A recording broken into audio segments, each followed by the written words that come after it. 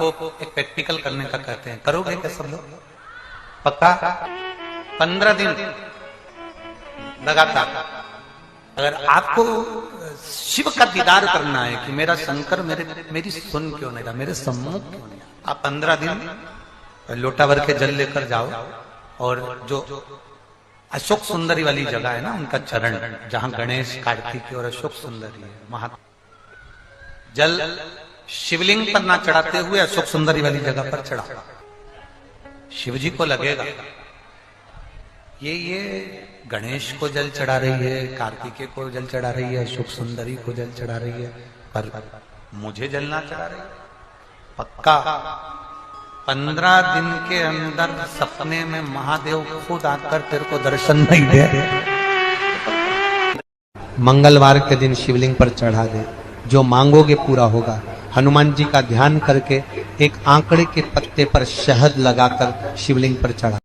विवाह शादी में देरी हो रही हो, या कोई नया कार्य चालू कर रहे हो उसमें देरी हो रही हो, या कोई सर्विस के लिए नौकरी के लिए जा रहे हो और वो कार्य नहीं हो रहा हो, तो एक धतूरा, केवल एक धतूरा, उस धतूरे को फोड़कर उसके अंदर का फल निकालकर उस फल को शिवलिंग पर चढ़ाकर एक लोटा जल शंकर भगवान को समर्पित कर दिन होना चाहिए मंगलवार। कौन सा दिन होना चाहिए? जम के बोलो जरा, मंगलवार समर्पित करो। उसके बाद में आप विवाह के लिए अगर समर्पित करे हैं तो विवाह में देरी नहीं होगी। व्यवसाय और व्यापार के लिए या नौकरी के लिए समर्पित करे हैं तो उसमें देते हैं। अगर आपको राहु केतु शनि मंगल बुध कष्ट देता है तो शंकर की चौखट पर, शंकर के मंदिर की जो देहली होती है, दरवाजा होता है, उसकी चौखट पर एक बेलपत्र समर्पित करना प्रारंभ कर दो। है श्री ओमकारेश्वर बाबा का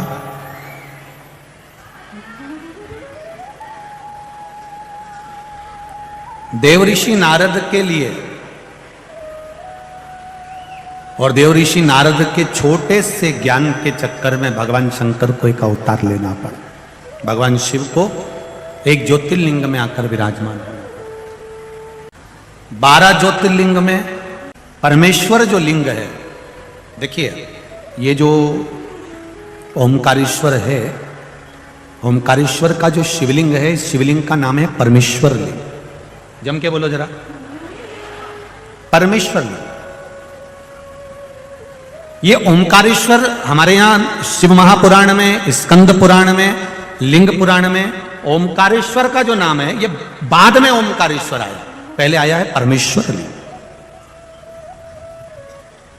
ओमकारेश्वर लिंग का जो वर्णन आया है वो बाद में बना, पहले परमेश्वर लिंग का वर्णन आया। ये जो 12 ज्योतिर्लिंग है हमारे यहां पर भारत की भूमि पर, ये जो शिवलिंग हैं इसमें भगवान शंकर की ज्योति विराजमान है। अर्थात ज्योति से मतलब होता है तेज।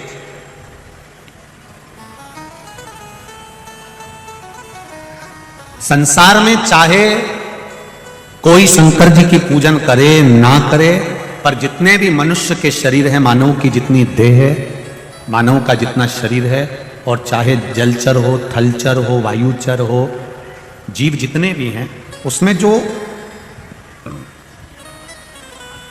जठर अग्नि होती है,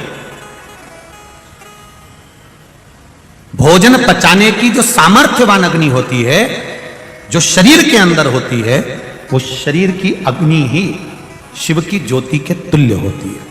इसलिए उसको समझना कि संसार में जितने भी मनुष्य हैं, जितने भी मानव हैं, ये कोई साधारण नहीं है, सब में भगवान समाया है। प्रत्येक में नर नारायण, प्रत्येक में भगवान, प्रत्येक में भगवान समाये।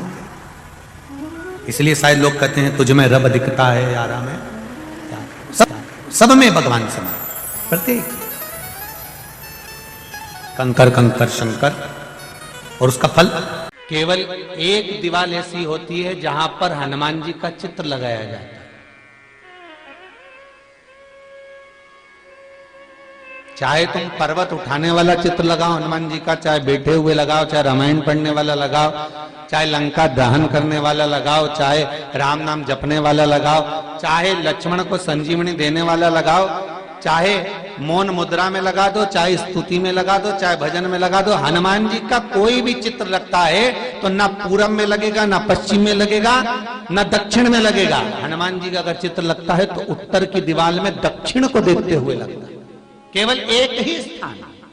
ऐसे उनका आज तक हनुमान चालीसा पढ़ना नहीं है, आज तक कोई चालीसा, चाहे गायत्री चालीसा हो, लक्ष्मी चालीसा हो, शिव चालीसा हो, पढ़ना ही नहीं आती। बस बैठ गए भगवान के सामने और पढ़ लिया आसन लगा के। नहीं नहीं नहीं, चालीसा पढ़ने का भी एक नियम है। अगर कोई लक्ष्य लेकर पढ़ रहे हो तो उसका एक नियम है। पूरी जिंदगी पढ़ते रहोगे तो भगवान की प्राप्ति नहीं है, पर लक्ष्य लेकर अगर पढ़ा है आसन से, जिस भगवान की चालीसा पढ़ रहे हो उसकी मूर्ति या उसका फोटो आपके सामने होना चाहिए।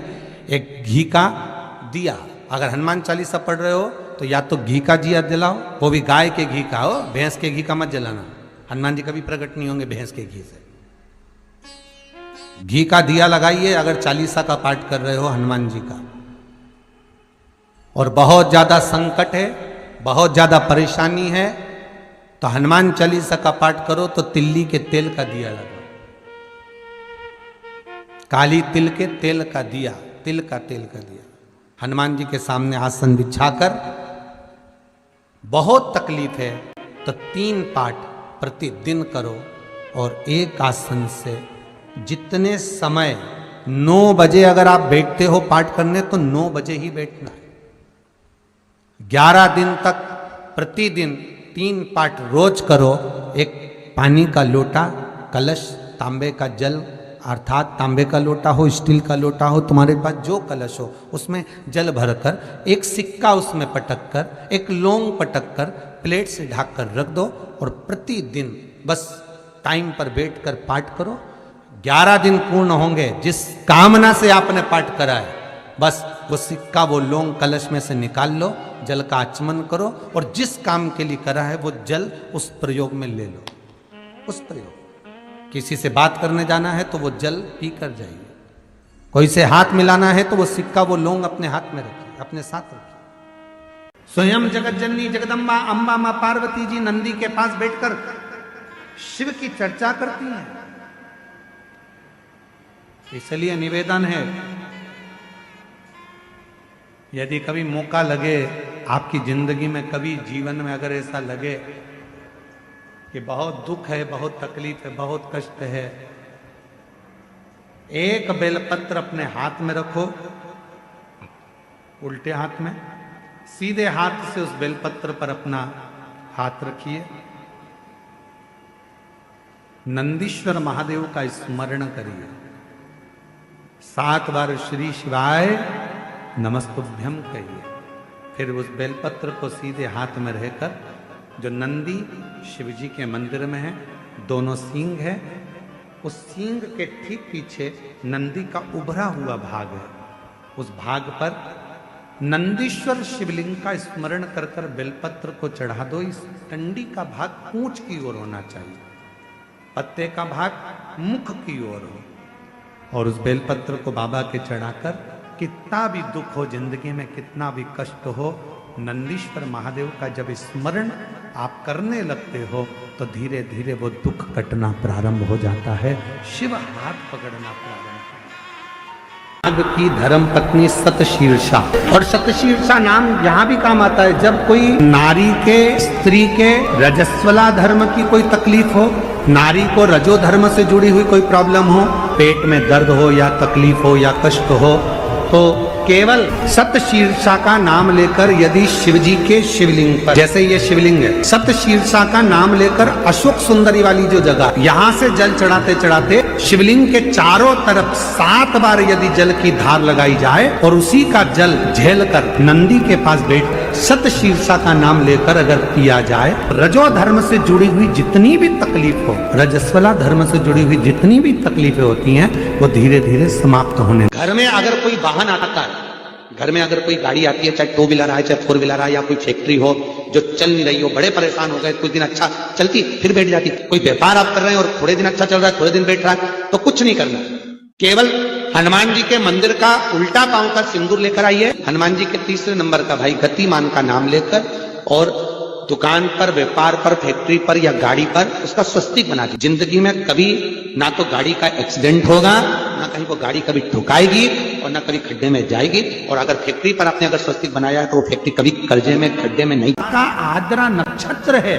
आज का दिन वो दिन होता है, मार्गशीर्ष मास का आज का दिन वो दिन होता है जिस दिन जो व्यक्ति जहां बैठकर शंकर भगवान को याद कर कर जिस ज्योतिर्लिंग का वो स्मरण करता है और उसके मन में ये आ जाता है कि बाबा मुझे अगला जन्म देना तो इस ज्योतिर्लिंग के पास में देना, तो उस संसार के मनुष्य का अगला जन्म उसी ज्योतिर्लिंग के पास में होता है। महाराज ये आद्रा आज का वो दिन है कि 1000 शिवरात्रि का व्रत कर लो, 1000 सोमवार के व्रत कर लो, 1000 सोमवार की अष्टमी का व्रत कर लो, और एक आज का आद्रा नक्षत्र का आज सुंदर आनंदमय मार्गशीर्ष मास का जो आद्रा नक्षत्र है, आज के दिन यदि कोई शंकर के मंदिर का दर्शन कर ले या शिव महापुराण की कथा सुन ले तो उसके सारे व्रतों का फल उसे प्राप्त हो जाए। तो ये जीवन का एक सुख है, जीवन का एक आनंद है। हर हर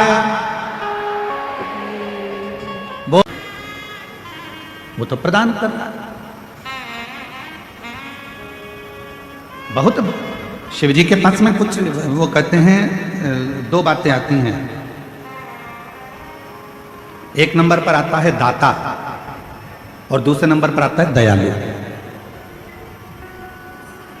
मेरी कवर्धा की जीजियों, मेरे जीजाओं, मेरी बेटियों, बेटाओं, मेरी माताओं, मेरे बुजुर्ग माता पिता, थोड़ा ध्यान से सुनिएगा। एक नंबर पर आता है दाता और दूसरे नंबर पर आता है दयालु। दोनों में सर्वश्रेष्ठ किसको कहेंगे?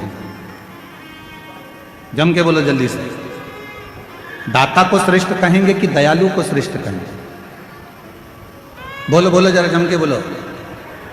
दाता श्रेष्ठ है कि दयालु श्रेष्ठ है? दयालु श्रेष्ठ। बिल्कुल सही कहे हैं कबीर धाम वाले, एक बार जोरदार ताली बजाओ अपने खुद के लिए। बिल्कुल सही। दाता और दयालु ये दो शब्द हैं। सारे देवताओं के आगे एक शब्द लगा रहता है कि ये दाता हैं।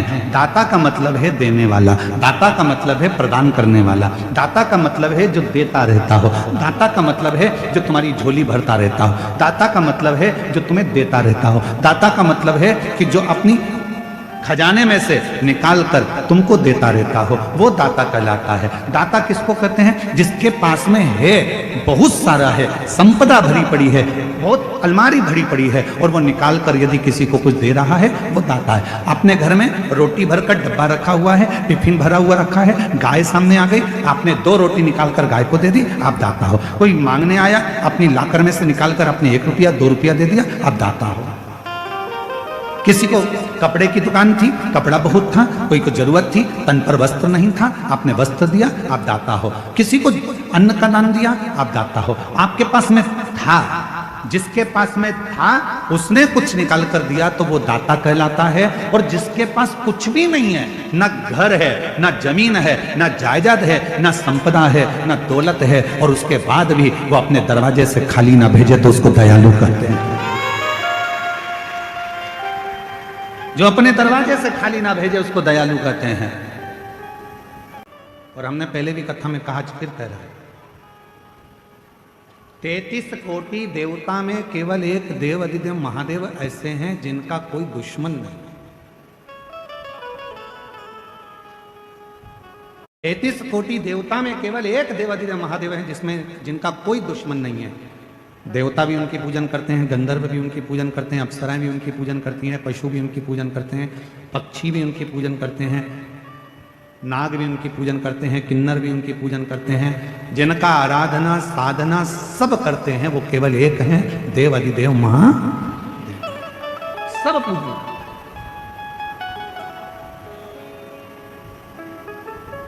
और जिसने भी भजा उसको मिला। ऐसा दुनिया में कोई नहीं है जिसने शंकर भगवान का भजन करा हो, शिव का नाम लिया हो और उसको भगवान शंकर ने नहीं दिया।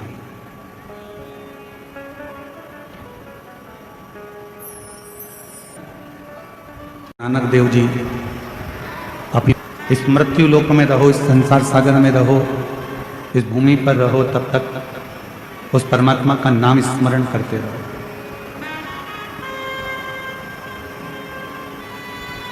शिव महापुराण की कथा कहती है 21,600 श्वास प्रतिदिन इस शरीर से निकलती है।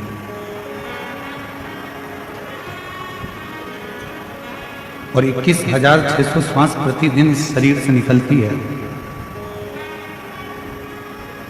ऐसी कोई श्वास आपके शरीर से नहीं निकलना चाहिए जिस श्वास में उस रब को याद ना करो, उस परमात्मा को याद ना करो, उस ईश्वर को याद करो।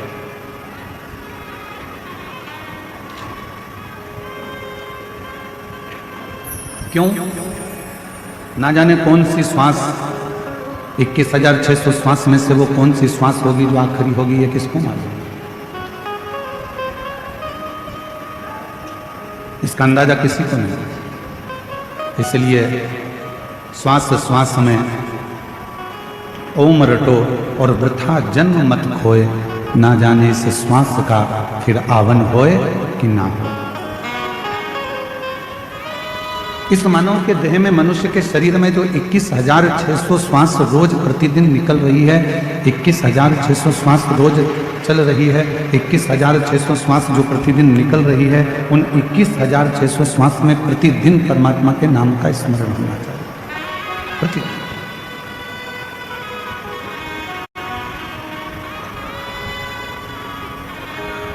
एक बार मां पार्वती जी, जगत जननी अम्बा जगदम्बा, मां जगत जननी दुर्गा भवानी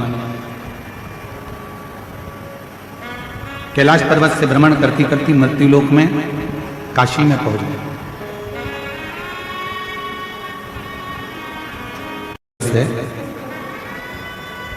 हम जानते हैं कि एलईडियां थोड़ी चल नहीं रही हैं, पर कार्यकर्ता लगे हैं